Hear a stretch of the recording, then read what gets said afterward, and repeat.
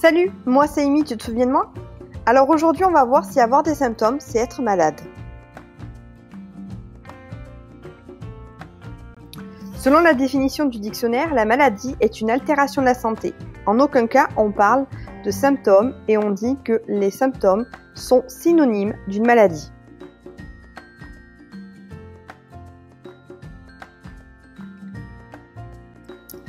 En naturopathie, le symptôme n'est pas du tout vu comme une maladie, mais plutôt comme le signal de ton corps qui te montre que quelque chose est en train de dysfonctionner.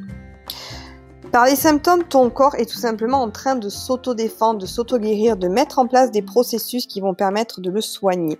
Je m'explique. Si par exemple tu as de la diarrhée, c'est que ton corps est en train d'éliminer ce qui l'intoxique. Si tu as de la toux, c'est qu'il est en train de te libérer de ce qui l'encombre.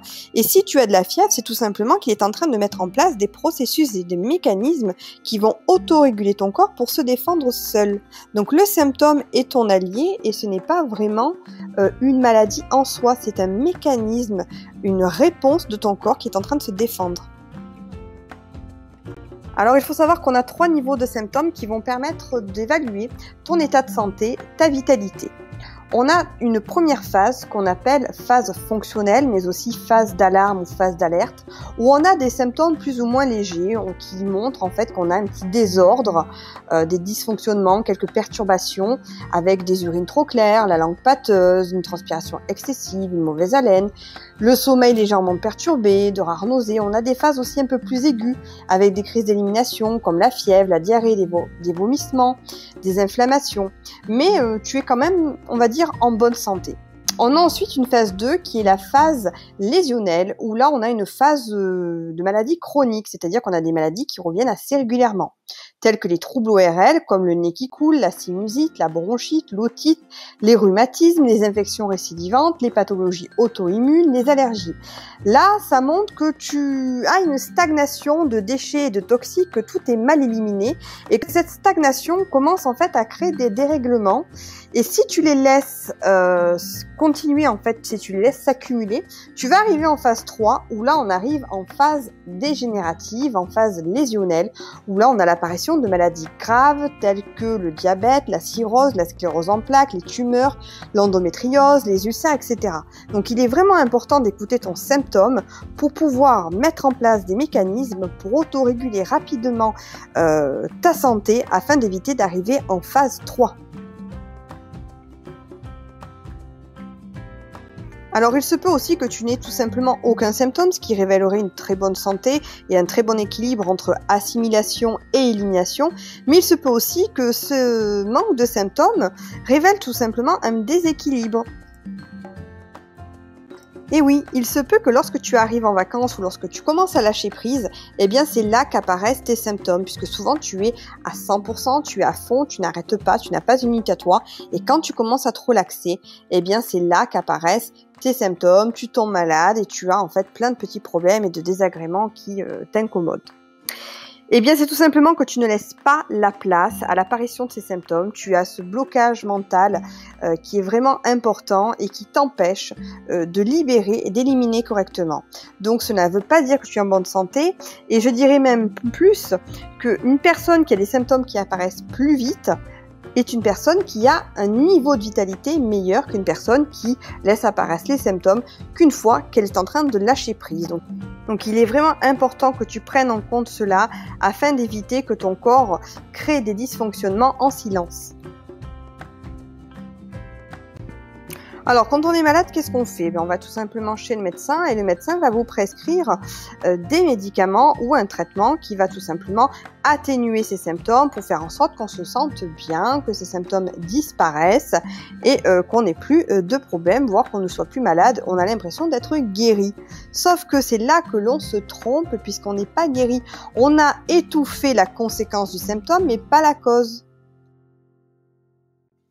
Et c'est là qu'en prévention ou en parallèle de ton traitement, tu peux aller voir un médecin naturopathe qui, lui, va t'aider par l'identification de tes symptômes à essayer de trouver la cause et l'origine du dérèglement de ton corps afin d'éviter que de nouvelles maladies s'installent, que de nouveaux problèmes se créent et que tu aies un dérèglement qui va continuer à s'étendre.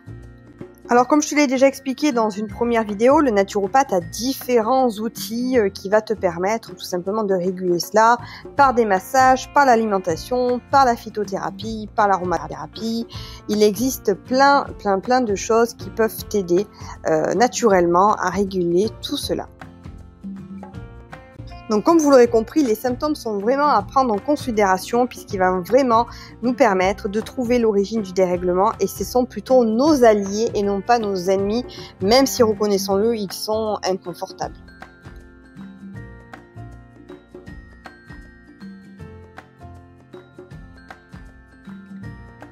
Alors même si la médecine allopathique, grâce à l'avancée scientifique, a pu mettre en place aujourd'hui tout un système de traitement et des appareillages au service de notre santé, elle a tout de même cependant ses limites et parfois ne suffit pas.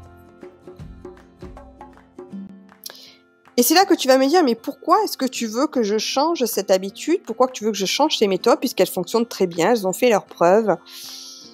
Et que, quelque part, je suis pas plus mal en fait, c'est un petit peu magique et je me sens bien comme ça. Eh bien, c'est là qu'il faut vraiment que tu mettes ta responsabilité à l'œuvre. Pourquoi ? Parce que déjà, on va se le dire, prendre des molécules chimiques, ce n'est pas naturel du tout, ce n'est pas dans l'ordre des choses. Normalement, tu devrais pouvoir vivre sans. En plus, comme tu peux le constater, dans les notices, tu as souvent des effets secondaires qui sont plus ou moins tolérés par les personnes, donc qui peuvent encore te causer certains désagréments, d'autres symptômes. Mais il faut aussi se dire que un traitement sur un long terme, donc des molécules chimiques, vont altérer tes fonctions intestinales, hépatiques et rénales. Et ça, ce sont vraiment des organes indispensables pour le maintien et la bonne survie de ta santé. C'est vraiment ce qui va aider ta santé à se maintenir au quotidien. Et si tu les abîmes par n'importe quel traitement, eh bien, tu vas avoir tout simplement un niveau de vitalité qui va baisser et tu pourras beaucoup moins te guérir facilement de toi-même.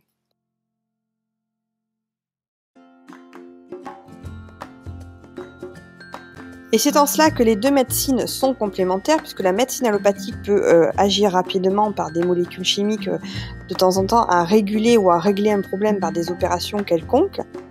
Et la naturopathie, elle, peut tout simplement continuer à travailler sur le long terme pour éviter que tu aies de futurs dérèglements et de futures maladies qui apparaissent et faire en sorte que ton corps va s'autoréguler et va redevenir en bonne santé. Il va vraiment se guérir de lui-même.